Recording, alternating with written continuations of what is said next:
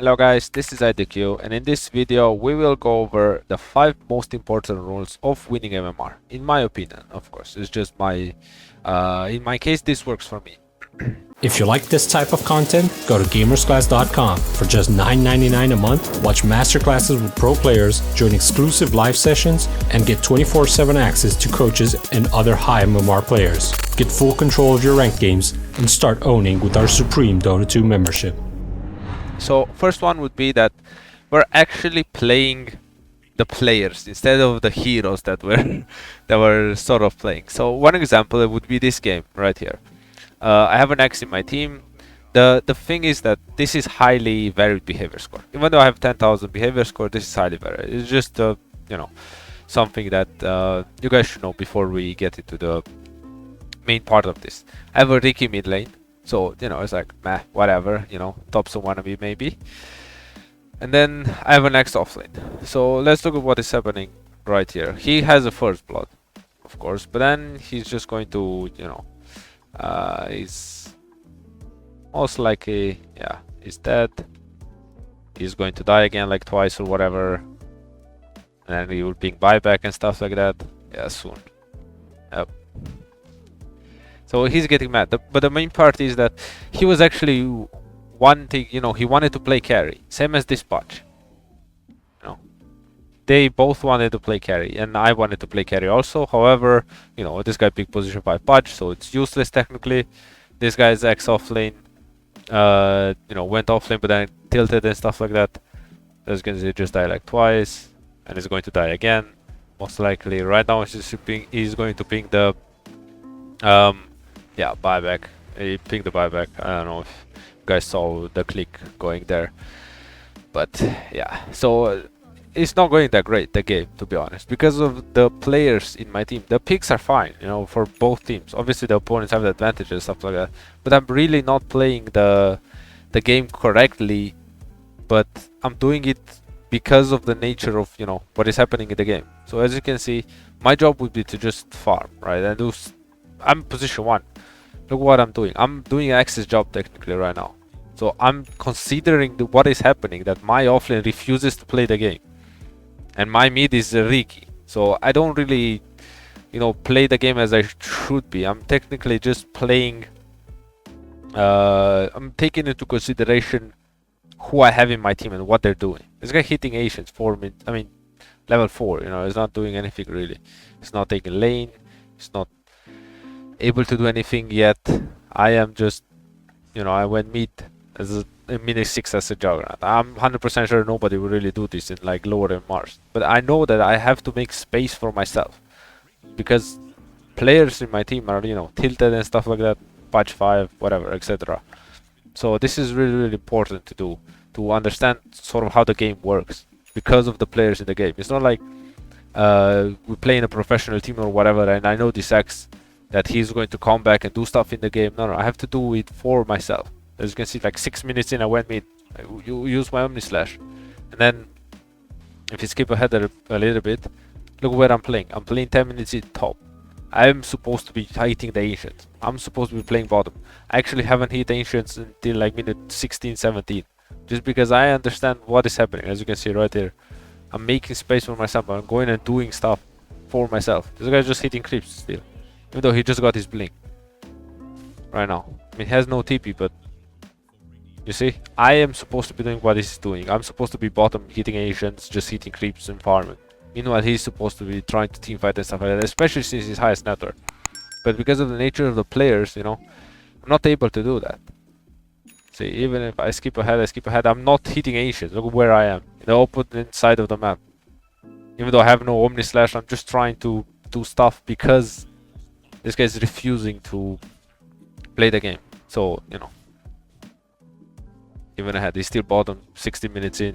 Ursa's like unstoppable, owning the game. Even though it's 6-0-1. Even though, we still have 2000 gold advantage, the game is not over, because their picks are so much better than ours. I'm almost dying like a lot. So yeah, this would be the first thing, that we shouldn't really expect our teammates to do stuff just because X goes with our team, usually goes with the team and calls people and actually tries to team fight and do stuff like that. We should be playing, you know, instead of the hero, with our teammates' brain, sort of, right? We just don't consider them the perfect player, sort of, and we just see their mind state and what they're trying to do and trying to accomplish, and that's what we go off from, not just, you know, what he's supposed to be doing. The second rule would be to never get overconfident, and don't take the game for granted. Don't think, oh, I won the game because we have a mega creeps or stuff like that, or oh, I'm owning so hard, I'm like 10-0, game is over, blah blah blah. No, never do that. Never give up if you're in the losing side, and never take a game for granted if you're on the winning side. Don't go for a, you know, meme build or whatever, something like that. Let's just take a look at this game. The game is going sort of in our favor right now. Right? We have like 5,000 gold advantage, 90 minutes in. We have pretty good heroes. The opponents have a sniper mid off meta hero, doesn't really do that much. And they are sort of struggling to teamfight because they have a bounty hunter.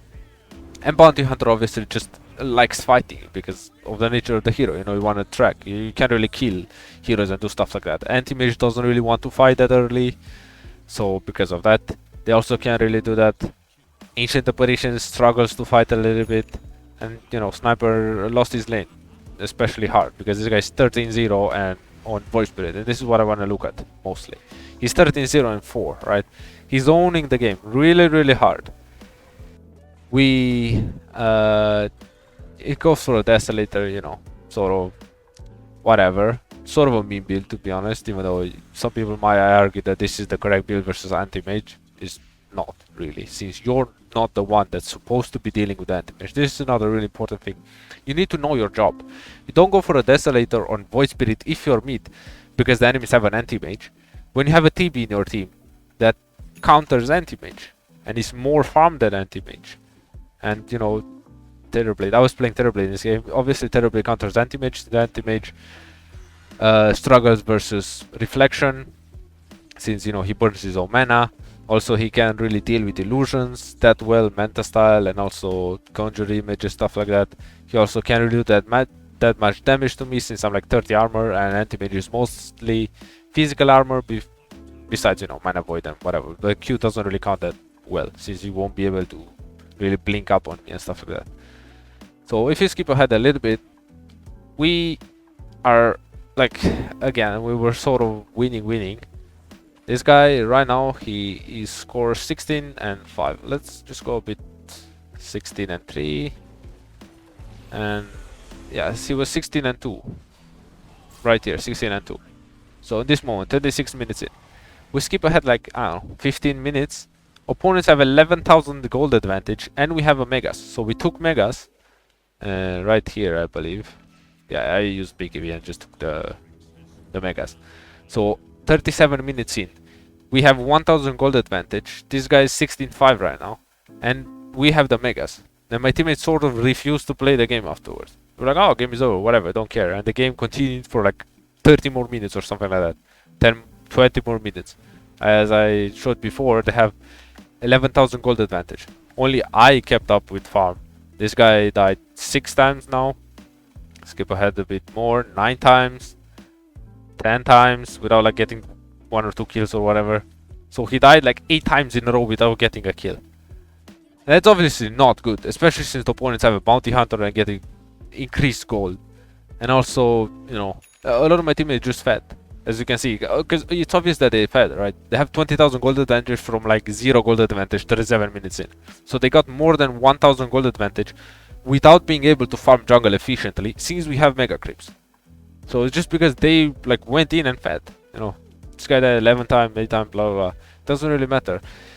It's simply because they checked out mentally out of the game. And I even told him clearly, yo, the game is not over, we can lose. Because I sort of understood that they were checking out, you know. Like, whatever, we have mega creeps, game is over. Even though it clearly wasn't over. We're about to lose this game. I went to like divine 37 gold advantage, look at that. The opponents had 39,000 gold advantage. So look at this, you see? This guy was, you know, 16-2, now he's 16-10. And has 0 gold. He's like almost as low as their position 5. With mega creeps. Just because he went like a meme build, look at this. and none of them really tried to play the game afterwards. So it was really sad that the game could have been over like 40 minutes in instead of 60 or whatever.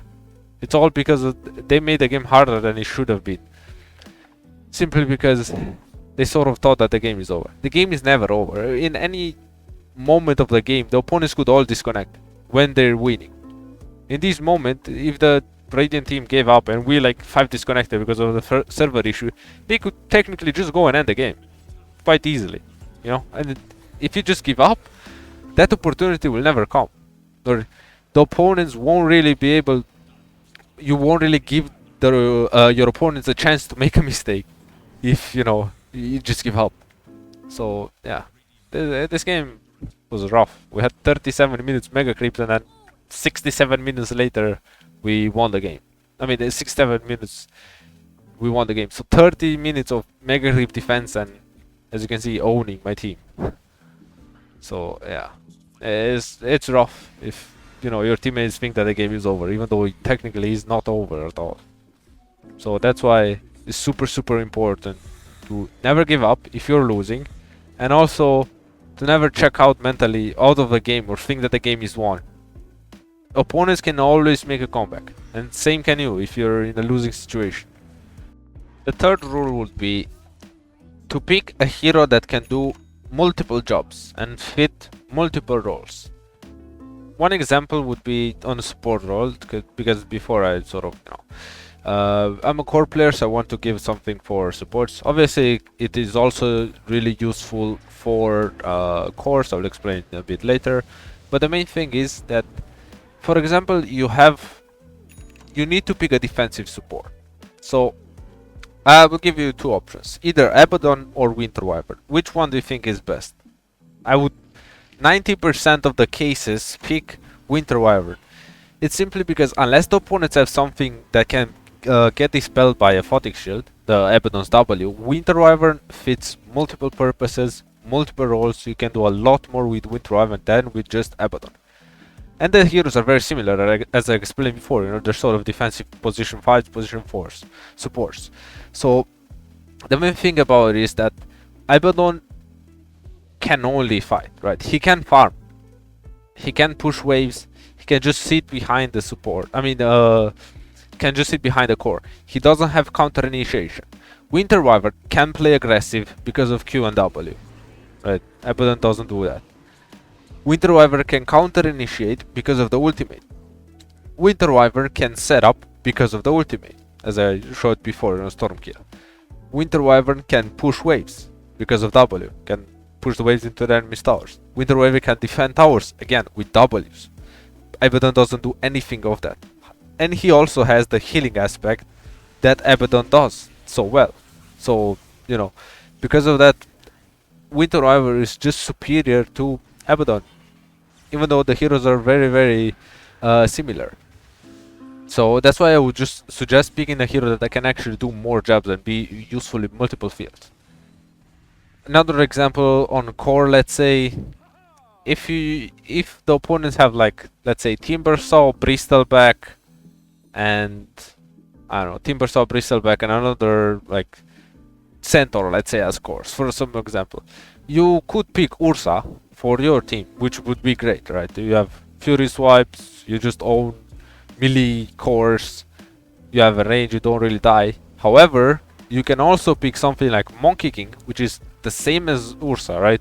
You own heroes that are melee and strength that, just play in your face because of Jingo Mastery, but you can also control teamfights better than Ursa, simply because you have ultimate. You drop the circle down, the opponents can't get in. You also are decent at doing rush, you're better at pushing buildings. Whenever you get an Aghanim Scepter, you can also buy a Desolator for that, to take buildings. You also farm faster than Ursa because of W, usually. Ursa can just teamfight, right? In this build right now, without the battlefield, you just diffuse her. This is sort of the new build.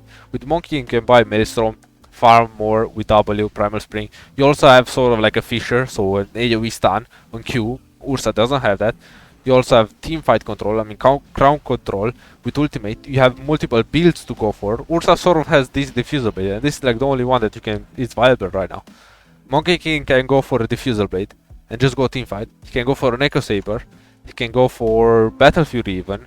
He can go for Maelstrom. You have multiple options. Even though the heroes are like super similar, try to pick the hero that has more options than the other. It is usually the better option in any game, simply because you are more versatile and more adaptable to what is happening in the game. Rule number 4 would be, for me, to never trust your teammates fully, in the full extent. Now look, in this game I was playing Draw Ranger, and as you can see I have pretty defensive items, as you would go on Draw Ranger normally, right? Hurricane Pike, Manta Style, I'm going for a BKB, but in like a professional game or whatever, I wouldn't really go for a Lincoln Sphere. I wouldn't really go for this exact build. I might not even, go for this Scotty, such a defensive build. I might have gone for like a Butterfly or something like that. But in this game, look at me. I have like 3,400 HP. It's strength on threads. I'm like 3,600 HP. So I'm very, very tanky and stuff. Even though my teammates are actually playing really, really well. They have 4-staff. This guy has a 4-staff Glimmer Cape. And I was actually listening to me when I was telling them to, buy more HP online. Because we play versus Tiny Nix. Buy 4-staff. We need Glimmer. We need Control. Blah, blah, blah. I mean, more kiting for the opponents. I'm still going for this super defensive build. I can't really trust them fully. I know that if we lose like a team fight, we more than likely are going to lose the game. The opponents have, some gold advantage over us. Only I am like farm from my team. This guy on my mid lane was buybacking, rage buybacking. He has a Midas or Ember Spirit, So it's not about this, right? Even though some of my teammates are playing really well, the other teammates were actually very communicative and actually listening to what I was saying, my game plan and stuff like that. It's not about this Ember, right? It's still, even if they were playing as great as they were, they can still mess up once. Or even I can mess up once. So I need to give myself as much room for mistake as possible. So this would technically be the rule number 4, right? Instead of, never trust your teammates, it's sort of give yourself as much room for mistake as possible. Since nobody can really play perfect, right? You can just die once. I fucked up in this game, I don't know. I guess it was before this. I got doomed. Like, even though I had Hurricane Pike up, right? And I got like doomed because I messed up once. So, the game got very difficult. But either way, if you give yourself more room for mistake, for example, just going like super defensive build in this game, even though it was the correct play, you will simply win more games because your mistakes will go unpunished. More than likely, right? If you have like 5 defensive items and an Aeon Disc, you might, not get punished if you get out of position once, simply because your build is so defensive. I'm not saying go super defensive build every game. I'm just saying itemize and give yourself as much room for mistake as possible, while also trying to make the opponent have as little room for mistake as possible. So constantly pressuring them and doing, the correct things, cutting their waves and drawing them out of their gold and stuff like that. Experience, just trying to make them just AFK in base, because of your map pressure, and actually killing them every single time they step out of their territory. So yeah, it's really, really important to understand that nobody's really playing perfectly. So even though I had like 2 4-steps in this game, Glimmer Cape for me, Centaur Stampede to get out of the team fight, had a lot of good stuff that was going on in this game. I still went for a BKB, I still went for a Lincoln Sphere, just like for Doom. And then, yeah, it's still, I managed to win the game, but, it's just because of this sort of playstyle. As I mentioned before, if I went for, I don't know, Butterfly, whatever, I wasn't as tanky because I trusted my teammates fully, or trusted my stealth fully to never make a mistake, I most likely would have lost this game, since it was so close, and we were on the verge of losing a lot of times. The 5th rule would consist of just any mentality thing about the game. So this includes, muting teammates that you feel necessary and like not listening to them, or just take into consideration what they're saying. If someone is tilting, you don't really want to listen to that guy. Someone's feeding or something like that, you say don't really want to listen to that guy. if you lose a game because your teammates are like destroying items, shadow emulated or something like that, you do not want to let that get to you, right? You still want to have a strong mentality about it. Next game, you don't let it affect you. It's like, alright, you know that won't happen in every game, most likely.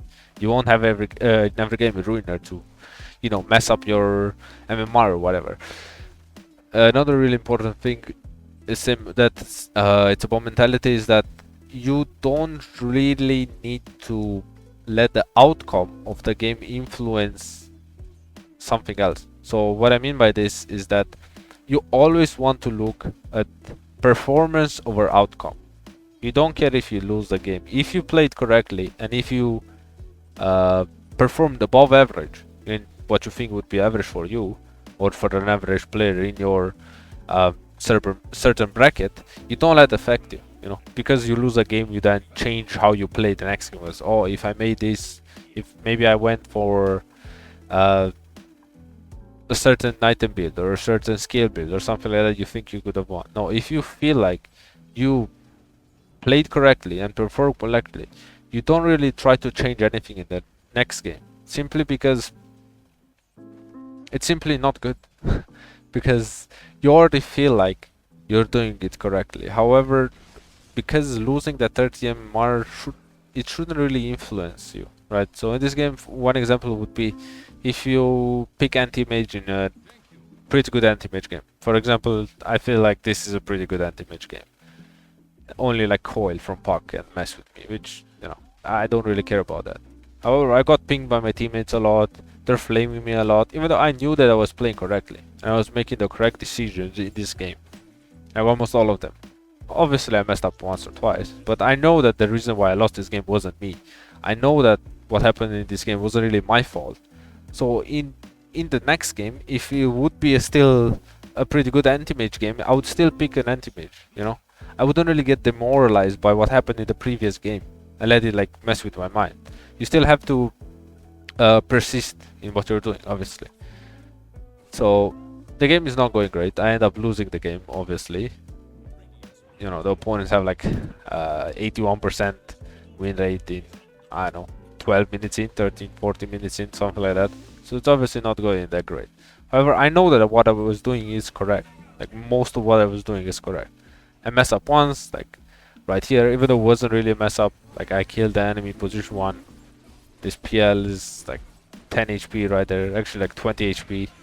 It's just, you know, whatever. This is why sort of I lost. Maybe if I had a mango, because I was playing versus PL, you know, I only look at my game and what I could have done better instead of what my teammates are, you know, flaming me about or what they're doing or stuff like that. It's just about you. Every single game, you're simply the only common factor in those games. You most likely won't meet the same players, the same teammates in your game every single game, you know, unless nothing, because it's not a professional team or something like that. It's not your teammates, it's just some random, you know, 4 players that you will meet. Maybe next game there will be an enemy team. So every single game, the only common element is going to be you. So if you try to improve yourself at the most, you will simply gain MMR exactly the same way, you know, because if you are like twice as good as you were, let's say, a month ago, you will simply improve with MMR also. It will reflect your MMR if you get better. So it's really important to understand this mentality part of Dota also. It's actually super important. I believe it could be even more important than the I mean, it's not more important than the mechanical skill, but I really feel like it's a part that a lot of people misunderstand or underestimate how important it is. So because of that, I wanted to, you know, take a little bit to try to explain my view on these things. Hope you enjoyed the video, guys. I've been IDQ. Have a nice day.